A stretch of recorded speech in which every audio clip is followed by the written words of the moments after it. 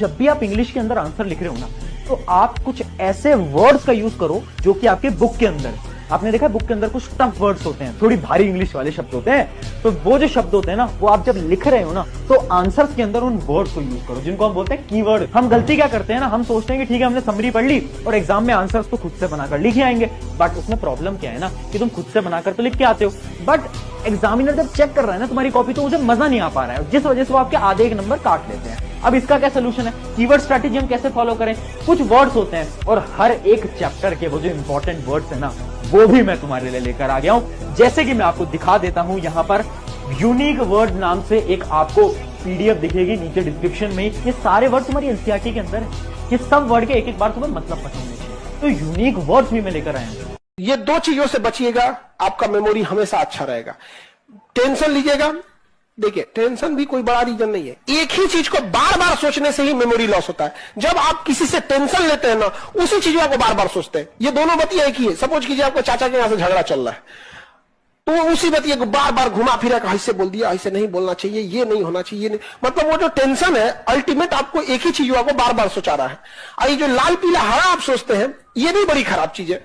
ओकरे इर्द गिर्द बार बार सोचते रहेंगे, इससे मेमोरी क्या हो जाएगा? कमजोर हो जाएगा। हम दोनों एक हो जाएंगे, फिर दोनों तीन हो जाएंगे, फिर ऐसे हो जाएंगे, फिर चार हो जाएंगे।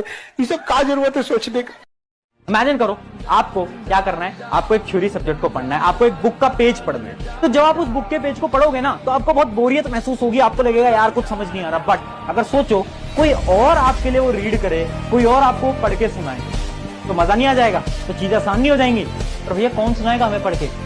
Natural reader. नेचुरल रीडर नाम की एक वेबसाइट है, उस पर आप जाओगे, आप अपनी लैंग्वेज सेलेक्ट कर सकते हो, हिंदी इंग्लिश जो भी आपकी वेबसाइट है, जो भी आपकी लैंग्वेज है, उसको आप सेलेक्ट करना। उसके बाद क्या होगा, उसके बाद आपको अपने टेक्स्ट डालने हैं। इमेजिन करो आपको एक टेक्स्ट पूरे के पूरे रीड करने हैं, उन टेक्स्ट को कॉपी पेस्ट आपने करा इस वेबसाइट के ऊपर, और ये जो ऐप है, ये जो वेबसाइट है, सारी की सारी चीजों को रीड करके दे देगा। यानी जैसे कि बगल में इमेजिन करो आपका एक दोस्त बैठा है और आपका दोस्त सारी चीजों को पढ़ के सुना रहा है, वैसे ही ये आपको पढ़ के दे देगा। और जब वो पढ़ के बोलेगा तो सारी चीजें आप सुन पाओगे। ईयरफोन लगा के आराम से सुनते रहना, सारी चीजें ऑटोमेटिकली आपकी मेमोरी के अंदर आपको याद होती रहेंगी। तो है ना कितना अच्छा तरीका याद करने का।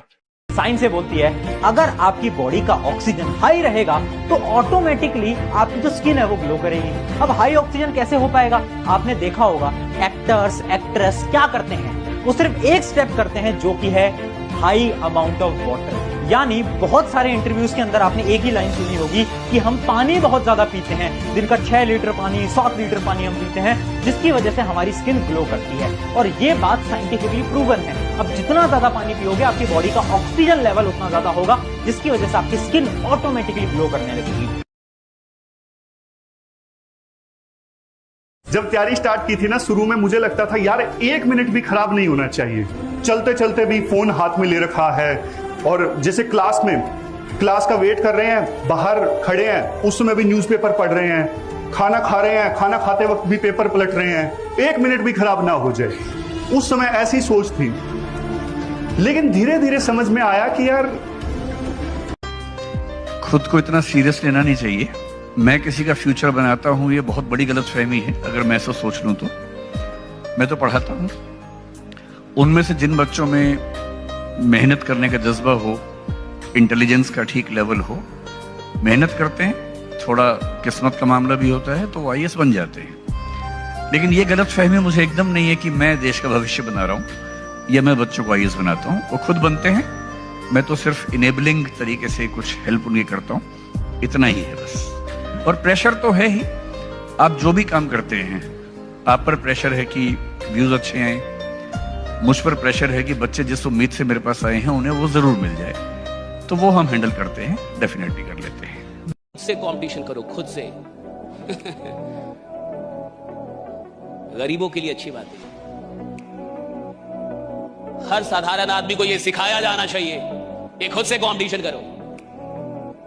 हर साधारण आदमी को यह बात बता दी जानी चाहिए कि खुद से कंपटीशन करो। हर गरीब आदमी को सिखाया जाना चाहिए कि किसी और से कंपटीशन मत करो, अपने आप से कंपटीशन करो। ये गरीबों को सिखाया जाना चाहिए।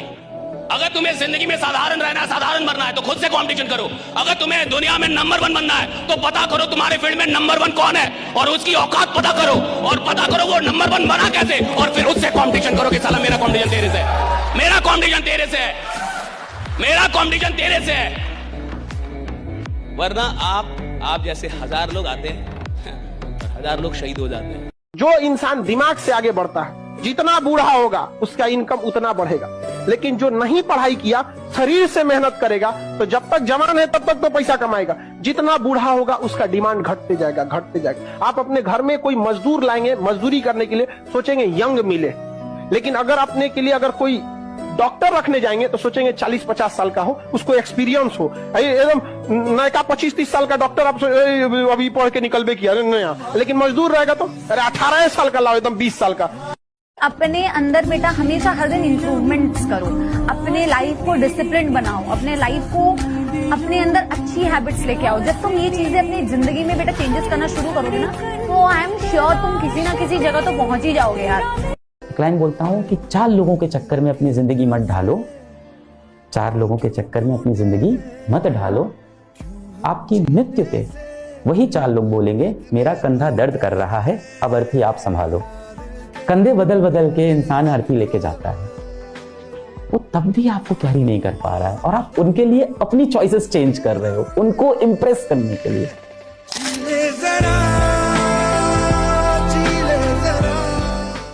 मैं 9th क्लास में था बेटा और मैं साइंस में फेल था। यहाँ से लेके 4-5 करोड़ बच्चे पढ़ा रहे हैं हम लोग, स्कूल है अपनी, यूनिवर्सिटी है अपनी, 150 शहर में अपने सेंटर हैं, 15,000 लोग आज जॉब करते हैं। बेटा तुम मत टेंशन लो, अभी 30 दिन बचा है, लग के यहाँ से जम के मेहनत करेंगे, समय बदल जाएगा।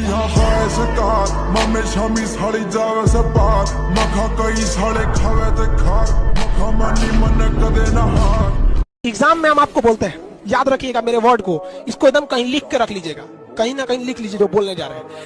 आपके क्वेश्चन सॉल्व करने की रफ्तार इतनी होनी चाहिए ना, इतनी भयानक रफ्तार होनी चाहिए ना कि बगल में बैठा विद्यार्थी अपनी कलम रोक दे, सोच रहा मेरा तो रिजल्ट ही नहीं होगा, यही लेके चल जाए। इसी रफ्तार से आंसर आना चाहिए, धड़ धड़ धड़। क्वेश्चन खुला, सबसे पहले जीके पे भागना है, ये धड़ धड़ धड़ धड़ धड़। इतना रफ्तार मारिए ना कि जो एग्जामिनर ड्यूटी कर रहा है वो पगला जाए। ये पहले से क्वेश्चन पता था। कुछ तो नींद कुर्बान करनी पड़ेगी, कुछ तो यहाँ पे कुर्बान कर लो। पूरे साल मजे कर लिए, कोई बात नहीं, अब तो थोड़ी सी मेहनत कर लेंगे। अब तो थोड़ा सोच लो कि अच्छा मार्क्स लेके आ जाऊं, जो रिपोर्ट कार्ड हमारी निकल के आएगी सीबीएसई की, जो मई में सब पूरा आपका खानदान देख रहा होगा आपका रिजल्ट, उस दिन सबके मुंह पे थोड़ी खुशी आ जाए, एटलीस्ट उसके लिए पढ़ लो।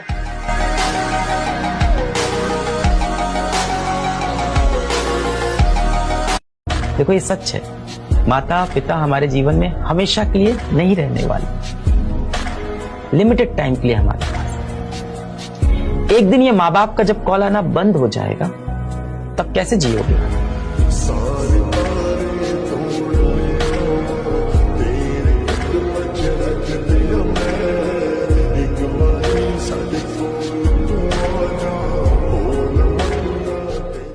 घर में ये 4 बच्चे होते हैं, उसमें एक नालायक भी होता है, उससे तो माँ बाप भी उम्मीद नहीं करते।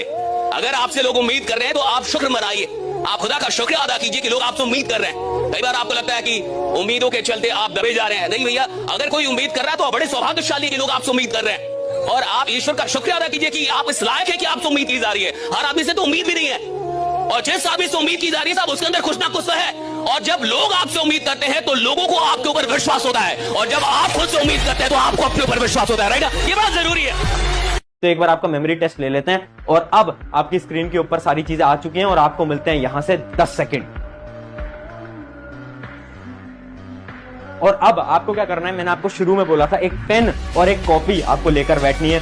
अब आपको क्या करना है, जो भी चीजें आपने देखी थी उन सारी चीजों को उस पेन और कॉपी पे लिखना है। एक बार फटाफट से वीडियो पॉज करो और लिखने का ट्राई करो। अब आप अगर लिखने का ट्राई कर रहे होगे तो आपको पता चल रहा होगा कि सारी की सारी चीजें आप रिकॉल नहीं कर पाए होगे। शायद आपको 5 चीजें याद होंगी, 7 चीजें याद होंगी, 8 चीजें याद होंगी। कुछ स्टूडेंट्स होंगे जिनको 10 की 10 चीजें याद होंगी। ऐसा क्यों है? क्योंकि उनकी मेमोरी पावर बहुत तेज है। बेटा आप 7 घंटे पढ़ रहे हो, आप 10 घंटे पढ़ लो। आप 10 पढ़ रहे हो, आप 12 पढ़ लो। आप 12 पढ़ रहे हो, आप 15 पढ़ लो। 6 घंटे की स्लीप बहुत है। और बैठ के लेक्चर देखने से सिलेक्शन नहीं होता है, ये बात आपको पता होगी। सिलेक्ट वो होता है जो ऐसे शेड्यूल को, स्ट्रिक्ट शेड्यूल को फॉलो करता है। मजे करने हैं ना जिंदगी में, तो अब थोड़ी सी मेहनत करो। ये मेहनत आगे की जिंदगी को सेफ, सिक्योर और मजेदार बना देगी। और अगर तुम अब मजे ज्यादा कर रहे हो ना, तो फिर आगे के 40 साल एक एक पाई के लिए मोहताज होना पड़ेगा। अभी तो ईश्वर की दया से तुम जिस उम्र में हो अभी कोई खर्चे नहीं है बेटा, लेकिन आज से 50 साल बाद 40 साल बाद जब तुम बुजुर्ग अवस्था में आओगे तो तुम्हें हर चीज चाहिएगी। तब भगवान ना करे कोई बीमारी हो जाए घर में तो पैसा खर्च होता है, स्वास्थ्य को ठीक रखने के लिए भी पैसा लगने लगता है। उस कंडीशन में कोई हेल्प नहीं करता। अगर आप जॉब में हो, आपके पीछे बैक ठीक ठाक हो गई, और गवर्नमेंट जॉब तो किसी भी नॉर्मल बच्चे की जिंदगी को, जो गरीब है उसकी जिंदगी को बेहतरीन बना सकती है। इसके बहुत सारे फायदे हैं, तो खूब पढ़ो बेटा, इस स्टेज को खराब मत करो। पढ़ने का उम्र है, पढ़ाई कर ले। प्यार मोहब्बत के लिए सलमान खान का उम्र भी बहुत है, और जिसको तुम दिन रात पीछे पड़ता है ना, सलमान खान बुढ़ौती में उसको 2 मिनट में निकाला। ये जो तुम्हारा 9 से 12 वाला टाइम है ना, इसमें मेनली स्टूडेंट्स क्या कर रहे हैं ना, इसमें होमवर्क कर रहे हैं बैठ के। जो तुम्हारा मेन प्रोडक्टिव टाइम है वो तुम होमवर्क, असाइनमेंट, प्रोजेक्ट फाइल में बिता रहे हो। क्या कर रहे हो यार? ऐसे बनोगे टॉपर, ऐसे लाओगे 95? नहीं, ये जो असाइनमेंट, प्रोजेक्ट और ये सब होते हैं ना, ये तुम्हारी प्रायोरिटी में सबसे लास्ट में आने चाहिए। सबसे ऊपर कौन आना चाहिए प्रायोरिटी में? सबसे ऊपर तुम्हारे लिए आना चाहिए तुम्हारी स्टडी, यानी सेल्फ स्टडी। ये जो तुम लेक्चर वगैरह देखते हो ना, ये टॉप में आना चाहिए। एग्जाम में हम आपको बोलते हैं, याद रखिएगा मेरे वर्ड को, इसको एकदम कहीं लिख के रख लीजिएगा, कहीं ना कहीं लिख लीजिए जो बोलने जा रहे हैं। आपके क्वेश्चन सॉल्व करने की रफ्तार इतनी होनी चाहिए ना, इतनी भयानक रफ्तार होनी चाहिए ना, कि बगल में बैठा विद्यार्थी अपनी कलम रोक दे, सिर्फ मेरा तो रिजल्ट नहीं होगा, यही लेके चल जाए। इसी रफ्तार से आंसर आना चाहिए, धड़, क्वेश्चन खुला, सबसे पहले जीके पे भागना है, ये धड़, इतना रफ्तार मारिए ना कि जो एग्जामिनर ड्यूटी कर रहा है वो पगला जाए। जिस तरह कि पहले से क्वेश्चन पता था। 24 घंटे का मैक्सिमम यूटिलाइजेशन तब हो सकता है जब आप अपने सोने के टाइम्स में कटौती करें, क्योंकि अगर आपने 24 घंटे में 8 घंटा सोया तो 33% जिंदगी तो सारा सुप्त अवस्था में निकल जाएगी। और ये कहना बकवास है कि 8 घंटे की नींद जरूरी। याद रखिएगा, जो आदमी मेहनत पे उतर जाए, जो आदमी मेहनत करने में पीछे ना हटे, खुदा को उसका भाग्य बदलना होता है। राइट, बदलना पड़ता है। राइट, कि देना होगा। आप कैसे नहीं देंगे भाई? जो आदमी मेहनत पे उतर गया भैया, उसको मिलेगा, सब कुछ मिलेगा। मैं चाहता हूँ आप मेहनत से मोहब्बत करें, और एक बार मेहनत से मोहब्बत हो जाती है ना, तो आराम करने का मन नहीं करेगा। और जिस दिन आईएएस बन जाओ उसी आदमी को पहले बुलाओ। तो क्या हाल है तुम्हारा? क्या कह रहे थे तुम? अरे भैया हम तो ऐसे ही कह रहे थे भैया, हमारी तो अम्मा कहती हमारी शक्ल कुत्ते जैसी। बिल्कुल सही कहती तुम्हारी अम्मा।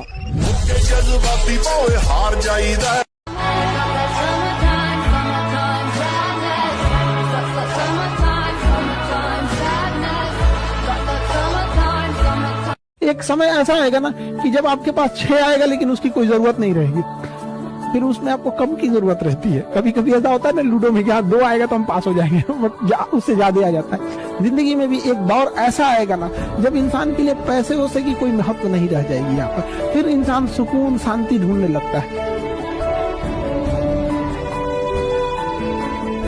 जीवन में तकलीफ लगे तो एक बार उस इंसान को देखना जिसे आप अपना पिता कहते हैं, और जरा देखिएगा वो इंसान किसके लिए काम किया है। उसको बस गौर से 2 दिन पिताजी की एक्टिविटीज पर नजर रखिएगा कि ये इंसान किसके लिए काम करता है। घर से बाहर जाना, कमाना, घर को ले आना, आपको समझ में आएगा इस इंसान ने सब कुछ किया अपने से, बस अपना कुछ नहीं करता। हर भटका हुआ फेल नहीं होता। मैं भी अपने जीवन में, आप भी लिख दीजिएगा, एक विद्यार्थी भी अपने जीवन में, जरूरी नहीं कि वो मैट्रिक में अगर कम नंबर पाया, इंटरमीडिएट में कम नंबर पाया, ग्रेजुएशन में कम आया तो वो विफल ही हो जाएगा। ऐसे बहुत सारे एग्जाम्पल मिलेंगे जिनका बैकग्राउंड खराब था लेकिन आगे जाके देश राष्ट्रीय लेवल पर उन्होंने काम किया। टाइम मैनेजमेंट कैसे करें? लाइक टाइम बिल्कुल मैनेज नहीं हो पाता। मेरा बहुत सिंपल आंसर रहता है, थोड़ा प्रैक्टिकल कम लगेगा।